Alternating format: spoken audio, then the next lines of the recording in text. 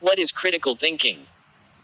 Critical thinking is the intellectually disciplined process of actively and skillfully conceptualizing, applying, analyzing, synthesizing, and/or evaluating information gathered from, or generated by, observation, experience, reflection, reasoning, or communication. As a guide to belief and action, critical thinking is just deliberately and systematically processing information so that you can make better decisions and generally understand things better. Moment to moment, most thinking happens automatically. When you think critically, you deliberately employ any of the above intellectual tools to reach more accurate conclusions than your brain automatically would. More on this in a bit. Why does critical thinking matter? Most of our everyday thinking is uncritical. If you think about it, this makes sense. If we had to think deliberately about every single action, such as breathing, for instance, we wouldn't have any cognitive energy left for the important stuff like D&D. It's good that much of our thinking is automatic. We can run into problems, though, when we let our automatic mental processes govern important decisions. Without critical thinking, it's easy for people to manipulate us and for all sorts of catastrophes to result. Anywhere that some form of fundamentalism led to tragedy, the Holocaust is a textbook example. Critical thinking was sorely lacking. Even day to day. It's easy to get caught in pointless arguments or say stupid things just because you failed to stop and think deliberately. While it's certainly a more critical approach than ignorant certainty, naive relativism is still inadequate since it misses the whole point of critical thinking, arriving at a more complete, less wrong answer. The value of critical thinking doesn't stop with college, however. Once you get out into the real world, critical thinking matters even more. This is because it allows you to continue to develop intellectually after you graduate. Progress shouldn't stop after graduation. You should keep learning as much as you can. When you encounter new information, knowing how to think critically will help you evaluate and use it. It helps you make hard decisions. I've written before about how defining your values helps you make better decisions. Equally important in the decision-making process is the ability to think critically. Critical thinking allows you to compare the pros and cons of your available options, showing that you have more options than you might imagine. People can and will manipulate you. At least, they will if you take everything at face value and allow others to think for you.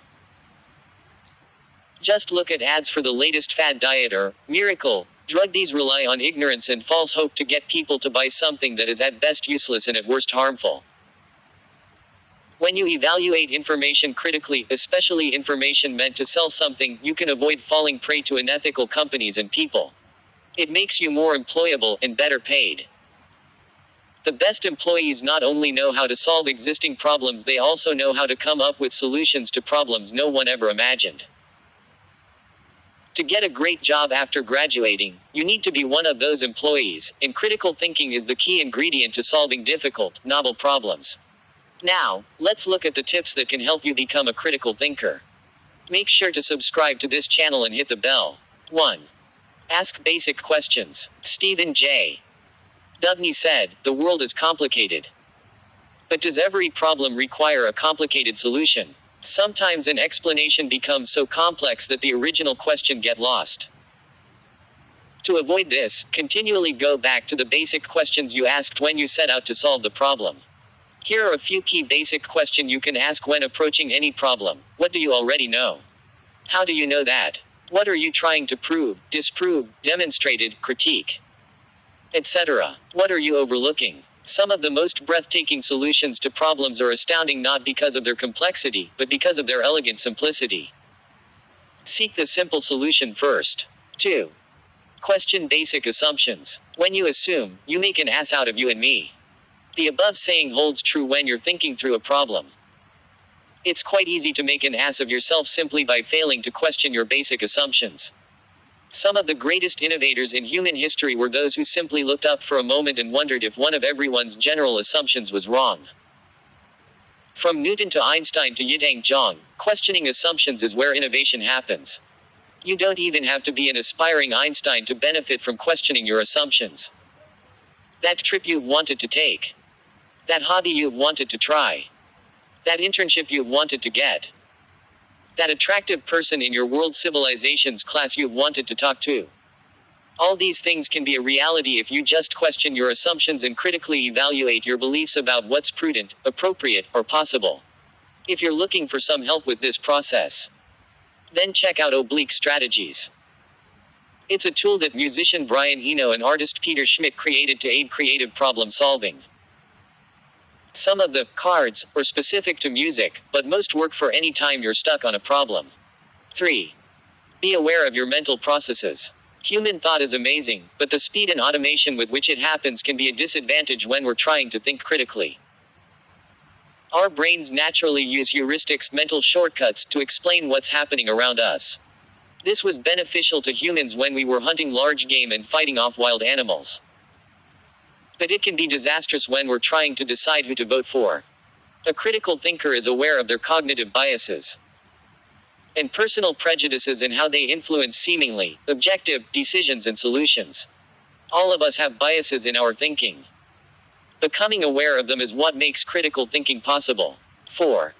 Try reversing things. A great way to get unstuck on a hard problem is to try reversing things. It may seem obvious that X causes Y, but what if Y caused X? The chicken and egg problem, a classic example of this. At first, it seems obvious that the chicken had to come first. The chicken lays the egg, after all. But then you quickly realize that the chicken had to come from somewhere, and since chickens come from eggs, the egg must have come first. Or did it? Even if it turns out that the reverse isn't true, considering it can set you on the path to finding a solution. 5. Evaluate the existing evidence. As Isaac Newton said, "If I have seen further, it is by standing on the shoulders of giants." When you're trying to solve a problem, it's always helpful to look at other work that has been done in the same area. There's no reason to start solving a problem from scratch when someone has already laid the groundwork. It's important, however, to evaluate this information already laid the groundwork. It's important, however, to evaluate this information critically, or else you can easily reach the wrong conclusion. Ask the following questions of any evidence you encounter. Who gathered this evidence? How did they gather it? Why? Take, for example, a study showing the health benefits of a sugary cereal. On paper, the study sounds pretty convincing. That is, until you learn that a sugary cereal company funded it. You can't automatically assume that this invalidates the study's results, but you should certainly question them when a conflict of interests is so apparent. 6. Remember to think for yourself. Don't get so bogged down in research and reading that you forget to think for yourself. Sometimes this can be your most powerful tool. Don't be overconfident, but recognize that thinking for yourself is essential to answering tough questions. I find this to be true when writing essays. It's so easy to get lost in other people's work that I forget to have my own thoughts. Don't make this mistake. 7. Understand that no one thinks critically 100% of the time. Critical thinking of any kind is never universal in any individual. Everyone is subject to episodes of undisciplined or irrational thought. You can't think critically all the time, and that's okay. Critical thinking is a tool that you should deploy when you need to make important decisions or solve difficult problems, but you don't need to think critically about everything. And even in important matters, you will experience lapses in your reasoning. What matters is that you recognize these lapses and try to avoid them in the future. Even Isaac Newton, genius that he was, believed that alchemy was a legitimate pursuit. Thanks for watching.